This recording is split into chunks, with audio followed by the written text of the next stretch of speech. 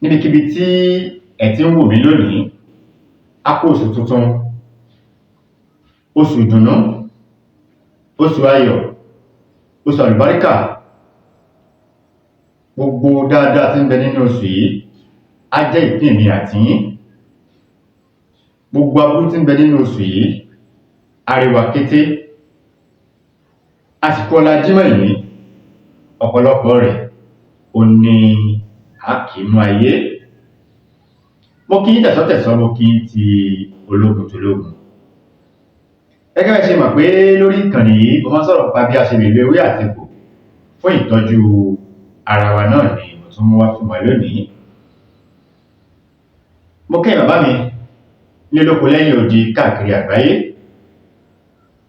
Orúkọ ọmọ yín tí mo bá yín sọ̀rọ̀ náà ni Dr. Hafiz Abọ́ládé, tí gbogbo ayé mọ̀ sí ọmọ bàbá Arámidé ní ìlú Ìníṣà Òyèmọ̀jò. Èmi lọmọ agbóògbé rajó, ọmọ àfihàn ìjẹ̀kọ́ gbóná. Eré tí mo mú wá fún wa lónìí, ọ̀pọ̀lọpọ̀ èèyàn wà tó jẹ́ pé ó ń wá ojú rere Ọlọ́run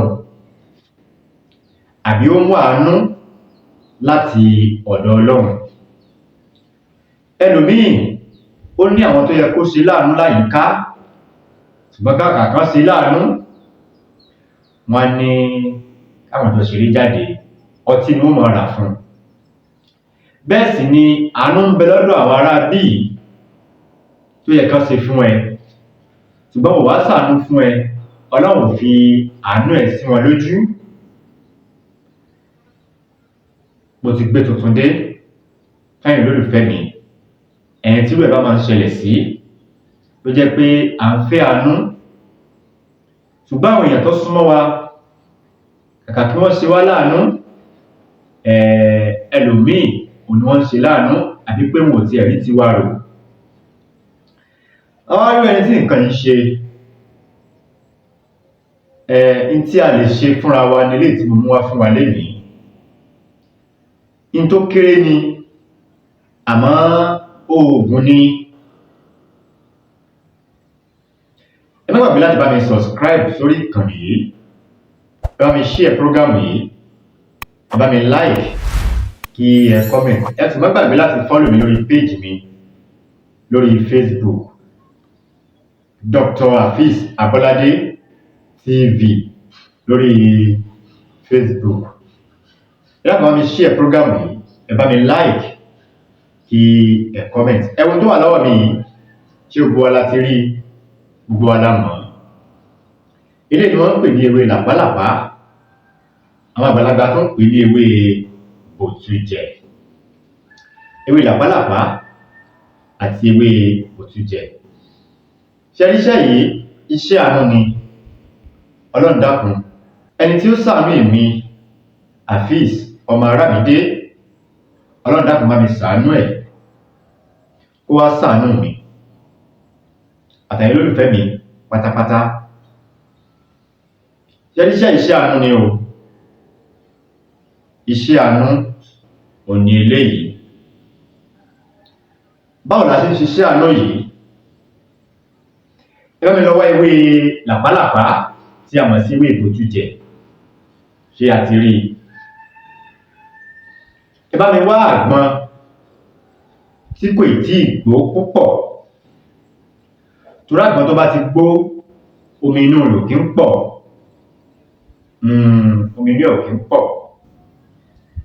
Èyí tí ò bá tí ì gbó púpọ̀, òun ni ẹ jẹ́ ká wá, kí a lè rí omi nínú ẹ̀. Ẹ bá mi wá ewé ìbòtújẹ yìí, ẹyọ 8 òun la máa wá. Ẹyọ 8 òun ni a máa wá. Ẹ jẹ́ ká kó ewé yìí sínú pọ́ọ̀tù kòkò tá a fi ń jó òògùn. Ẹ jẹ́ ká ra tuntun. Ẹ jẹ́ ká wá kó ewé yìí sínú ìsasùn yìí. Ṣé a ti kó sí i? Ẹ dákun mo bẹ̀ yín lólùfẹ́ mi, ẹ̀yin tí ẹ ti subscribe, ẹ dákun mo bẹ̀ yín, ẹ bá mi subscribe, ẹ bá mi share program yìí, ẹ bá mi like, kí ẹ comment. Ojú ò ní tì wá torí pé ojú ò ń tì náà lẹ́. Ẹ dákun tó bá ti wà lórí atẹ́gùn báyìí, ẹ bá wa share program yìí, ẹ bá wa like ẹ̀. Tẹ́ ẹ bá ń wo àwọn program wa, inú tèmi gan máa dùn láti máa wá sórí atẹ́gùn ní gbogbo ìgbà. Ẹ máa wò ó, ẹ rọ̀gbọ́n kọ́ lórí ìkànnì yìí. Ṣé a ti wá omi àgbọn tó bá gbó dáadáa?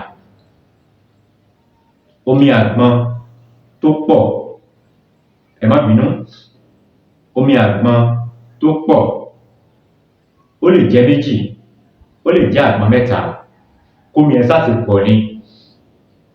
A wá kó ewé yìí, a kó tẹ́lẹ̀ inú pot. Bá mi wá ẹyin agric, ọ̀nà lẹ́wọ̀ yìí. Ẹ wá ẹyin mẹ́rin, ẹyin agric mẹ́rin. Ẹ bá mi wá. Ṣé a ti wá? Ẹ bá mi kó ẹyin agric lé ewé ìmọ́lẹ̀. Ẹ bá mi da omi àgbọn, ẹ dà sí i. Ẹ bá mi sè é. Omi àgbọn yìí ó ní omi tí a fi sè ẹyin yìí jiná. Bá ti wá sè é jiná, ẹ hàn pé bómi ṣe wọnú àgbọn kò sẹ́ni tó yé. Ọ̀nà tá a gbà tí a fi rí àánú Ọlọ́run kò ní yà wá náà. Àìṣe ká má bá àánú Ọlọ́run pàdé tá a bá lo iṣẹ́ yìí. Ẹ rí i pé ọdún yìí ń parí lọ báyìí, 2024, àwọn òwájú. Ẹ jẹ́ ká tètè gbèlò. Kó má jẹ́ pé nígbà tí iléyá bá kù oṣù kan, ní oṣù 12, iléyá bá kù oṣù kan, gbàyẹn là ṣẹ̀ṣẹ̀ wá ń sáré. Ẹ ká sáré lẹ̀ di ọdún tí a fẹ́ mú yìí. Àtèmi àti àjọ péjú sí ọdún ni. Tí ẹ ti sè ó ti jiná, ẹ kó àwọn èròjà yìí kúrò nínú ẹ. Ẹ jẹ́ kó tutù. Ẹ bá mi bó ẹyin yìí, ẹ jẹ́ lẹ́yọ kọ̀ọ̀kan pẹ̀lú àdúrà àánú. Gbọ́dọ̀ pé promise and faith ó wà nínú ayé tiẹ̀. Gbìyànjú iṣẹ́ yìí, a dúpẹ́ fún Ọlọ́run látara iṣẹ́ yìí. Ẹ bá mi jẹ ẹyin yìí lẹ́yọ kọ̀ọ̀kan pẹ̀lú àdúrà. Lẹ́yìn tá a bá jẹ tán, àti jẹ ẹyin yìí tán, ẹ wá omi àgbọn míì. Omi àgbọn láwa mú lé ẹyin yìí. Ẹ má mú mi sí o, ẹ má mú mi lásán. Omi àgbọn nígbà tá a bá ti jẹ iṣẹ́ yìí tán, omi àgbọn wọn ni a fi sí omi tí a mú lé. A lè báyìí lórí ètò yìí lónìí tó bá dìgbà míì, a tún mélòó tó fi yàtọ̀ sí ilé ìwà. Ẹ lè fẹ́ pè mí, ẹ lè pè mí sórí nọ́mbà yìí 08039336675 tàbí 08087533584. Ire o, ó dìgbà kan náà.